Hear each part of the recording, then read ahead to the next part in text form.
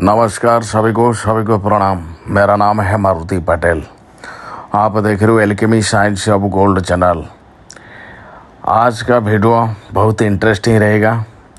जो लोग पारद से काम करना चाहते हो और जो लोग पारद के पीछे पड़े हो, जिसको सफलता नहीं मिलता, जिससे पारद कायम नहीं होता है, तो आज ये वीडियो डेफिनेटली आपको सफलता बनाएगा, ये मेरा वादा है। लेकिन ये वीडियो को तन मन लगा के आप देखो, जब समझ में आ जाएगा फिर एंटर करो एक्सपेरिमेंट में, अन्यथा मत करो, ठीक है। और ये जो चीज़ मैं देता हूँ आज, ये मेरा पुण्य अनुभव और ये मेरा एक्सपीरियंस और ये मेरा प्रैक्टिकल है, जो कि मैं आप लोगों को बताता हूँ, ठीक है। पहले ध्यानपूर्वक का साथ समझो ये चीज़ को, फिर बाद में आप एक्सपेरिमेंट में हाथ लगाइए, ठीक है।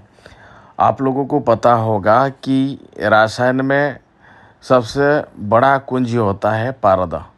पारद बिना कभी भी धातु परिवर्तन नहीं होगा। सभी लोग ये चीज़ को याद रखिए, पारद बिना कभी भी धातु परिवर्तन नहीं होगा। किसी भी धातु में अगर पारद एंटर करेगा तो डेफिनेटली वो धातु को भेद करता, लेकिन जब तक वो पारद स्थिर और कायम और शुद्धि संस्कार नहीं है तो कभी भी वो धातु को भेद करेगा, लेकिन वो और कुछ चीज़ में परिवर्तन हो जाएगा। लेकिन जो चीज़ आप सोच रहे हो वो नहीं बनेगा और कुछ बन जाएगा, ठीक है। लेकिन सबसे बड़ा महत्वपूर्ण बात होता है, क्रिया होता है कि पारद को पहले संस्कार करो। जब तक पारद का अष्ट संस्कार नहीं होगा तो आप कैसे यूज कर सकते हो किसी धातु पर। तो वो धातु पर यूज करोगे तो डेफिनेटली वो भंगुर या फुटक मेटल बनेगा, डेफिनेटली, ठीक है। लेकिन मैं आज आप लोगों को इस वीडियो माध्यम से कुछ मेरा गुप्त तरीका देता हूँ, जो कि सभी लोगों को सफल मिलेगा।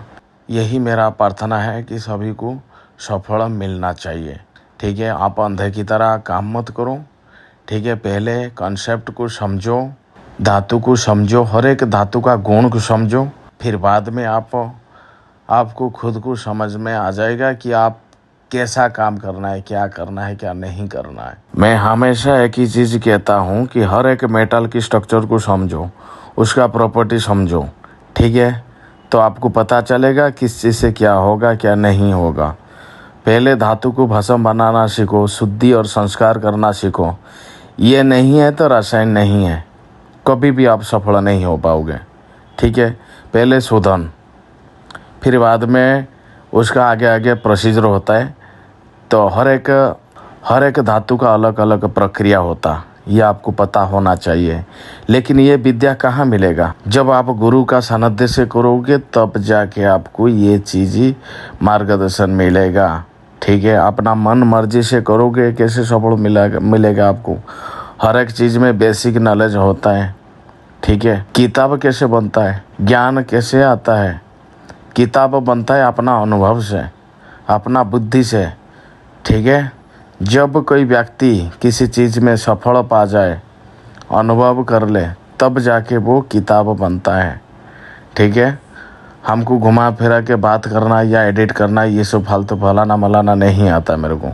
मैं सीधा बता रहा हूँ, जो चीज़ सत्य है वही बोल रहा हूँ ना। मैं बोल रहा हूँ ज़बरदस्ती मेरा वीडियो को लाइक कीजिए, शेयर कीजिए, सब्सक्राइब करो, ठीक है। मेरे को कोई भी ज़रूरी नहीं है कि ये चैनल मतलब ग्रो करना है, मेरे को यूट्यूब से पैसा कमाना है, ऐसा कोई भी इंटेंशन नहीं है मेरा उद्देश्य है कि आप लोगों को सही मार्ग मिले, सही माहिती मिले, सही विद्या मिले, यही मेरा मकसद है, ठीक है। चलिए, लेकिन आज का जो क्रिया मैं बताऊंगा पारद का ऊपर, ध्यान से इसको करो, ध्यान से सुनो। पहले पारद को शोधन करना पड़ता है। आप लोग सोच रहे हो शोधन मतलब नमक में खरल कर लेना, त्रिपुला में खरल कर लेना या एलोवेरा में खरल कर लेना पारद को, ऐसा नहीं है बिल्कुल, ठीक है। पहले उसका हीटिंग प्रोसीजर होता है। पहले पारद को डंबरी यंत्र में गंधक नशादार डालकर 1 kg हो या 100 ग्राम पारद हो, इसमें कोई दिक्कत नहीं, मिनिमम 100 ग्राम होना चाहिए। 100 ग्राम पारद है तो उसमें 100 ग्राम नशादर, 100 ग्राम गंधक डालकर उसमें पारद रखो, ठीक है, कजली बना के, और इसको डमरी यंत्रों का द्वारा में इसको उड़ाइए धीमी आग में। यही क्रिया 3 बार होगा तो ये हीटिंग प्रोसीजर होता है, ये शोधन संस्कार होता है, ठीक है। फिर बाद में होता है मर्दन संस्कार। फिर वो पारद का अंदर में जो भी विषलता है वो पुण्य रूप से इसमें है, लेकिन फिर ये मर्दन से ही इसका दूर होगा ये संस्कार। ये पारद का जो दोष है, मर्दन करोगे तो भी जाके इसका विषलता निकल जाएगा, ठीक है। लेकिन ये आपको क्या करना पड़ेगा, इसको फिर नमक, नींबू, चूना, ठीक है, इसको कम से कम 1-1 घंटा खरल करना है आपको। मर्दन की प्रक्रिया करने का बाद में फिर होता है उत्तापन मतलब उसको किसी भी कटोरी में रख कर उसको धीमी आग में इसको हीट करना है, फिर ठंडा करना है, हीट करना है, ठंडा करना है, मर्दन क्रिया करने का बाद, ठीक है। ये 3 संस्कार हो गया। इसी तरह कम से कम आपको 5-6 बार करना पड़ेगा, ठीक है। तो इसका तापमान थोड़ा बढ़ जाएगा पारद की। तापन मतलब उसको बार बार हीट करना, उसको छानना, फिर बार बार इसको हीट करना है। हल्का गरम मतलब जैसे कि उसको मंदा आग में उसको थोड़ा सा हीट करो, फिर कपड़े में, सूती कपड़ा में छानो, ठीक है। तो ये होता है फिल्ट्रेशन प्रोसेस। तापन संस्कार मतलब इसको बार बार गर्म करना है, कपड़ा में छानना है, फिर गर्म करना है, छानना है। ऐसा नहीं कि आप पूरा हीट कर दो, इसको मंदा आग में हीट करना पड़ता है, ठीक है। फिर बाद में आता है 5 संस्कार होता है रुदन संस्कार, ठीक है। इससे संस्कार को उद्देश्य पारद की तापन संस्कार बाद में होता है रुदन संस्कार। मतलब इसको किसी भी सत्तू खिलाओ, मतलब होता है कि जैसे कि सोने की बीज खिलाओगे तो सोना बनेगा, चांदी की बीज मिलाओगे तो चांदी बनेगा, ठीक है। इसको कहते हैं रुदन यानी ये उधर से इधर से जैसे पारद पहले भागता था ऐसा नहीं भागेगा। फिर बाद में होता है द्रवण संस्कार मतलब किसी भी वनस्पति का रस नहीं, ऐसा नहीं, ठीक है। किसी का भी रस उठा लो उसमें पकाइए, ऐसा नहीं। इसको त्रिपोला काढ़ा में पकाइए, जामुन का रस में पकाइए और गोमूत्र में पकाइए, यही होता है द्रवण संस्कार, ठीक है। कम से कम इसको 4 घंटा 5 घंटा पकाना पड़ता है धीमी आग पर। फिर बाद में होता है संचारण संस्कार, ठीक है। इस चरण में पारद को बार बार एक पात्र में दूसरे पात्र में डाला जाता है, फिर गर्म किया जाता है, डाला जाता है, गर्म किया जाता है। इसी से उसकी गति बद्ध हो जाता है, ठीक है, संतुलन कम हो जाता है, ठीक है। संचारण संस्कार ये इसको कहते हैं। फिर लास्ट में होता है अष्ट संस्कार, निवेशन संस्कार, ठीक है। तो ये फाइनल स्टेज में फिर इसको ये अंतिम संस्कार होता है, अष्ट संस्कार, यह अंतिम संस्कार होता है। इसे पारद को एक विशेष माध्यम से रखकर उसकी शुद्धता और शक्ति स्थिर किया जाता है। मतलब इसको फाइनल स्टेज में निवेशन संस्कार जो होता है, निवेशन संस्कार जो होता है ये अष्ट संस्कार है, यह अंतिम संस्कार है, ठीक है।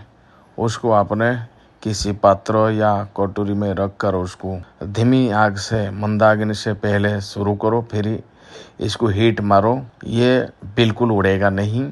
यही होता है पारद की अष्ट संस्कार। तो आज जो भी था मैंने आप लोगों को बता दिया स्टेप बाय स्टेप, लेकिन मेरे को पता है कि आप लोगों को ये चीज़ समझ में नहीं आएगा, ठीक है। लेकिन मैंने आप लोगों को मोटा समझाया। लेकिन अधिक से अधिक अगर आप लोगों को जानकारी चाहिए तो डायरेक्ट आप व्हाट्सअप कर सकते हो, ठीक है। और बाकी ये कार्य पूरी तरीके से संपूर्ण होने में 15 से 20 दिन या 21 दिन लगेगा, ठीक है। लेकिन इसी के लिए आप लोगों नहीं करते हो, ठीक है। पारद जब तक संस्कारित नहीं होगा, शुद्धि नहीं होगा, कायम नहीं होगा तो किसी भी धातु पर असर नहीं करेगा, याद रख लिया। और बाकी तो केमिकल प्रोसेस हजारों है, ठीक है। जो भी था मैंने बता दिया। मैं नेक्स्ट वीडियो डालूंगा आप लोगों के लिए जो कि डायरेक्ट ऐसा एक वनस्पति है जो कि डायरेक्ट अष्ट संस्कार बनेगा पारद, ठीक है। बट डेफिनेटली उसका ऊपर मैं वीडियो बनाऊंगा आप लोगों के लिए। मेरा काम है कि आप लोगों को सफल कराना, ठीक है। चलिए आज का वीडियो इतना ही था। मैं थका हुआ हूँ, बहुत दूर गया था, कुछ ज़रूरी काम में मैंने गया था, तो इसके लिए मैंने थके हूँ, तो मेरा वॉइस भी आप थोड़ा सा डिफरेंट हो सकता है। चलिए जो भी था मैंने बता दिया, ठीक है। धन्यवाद।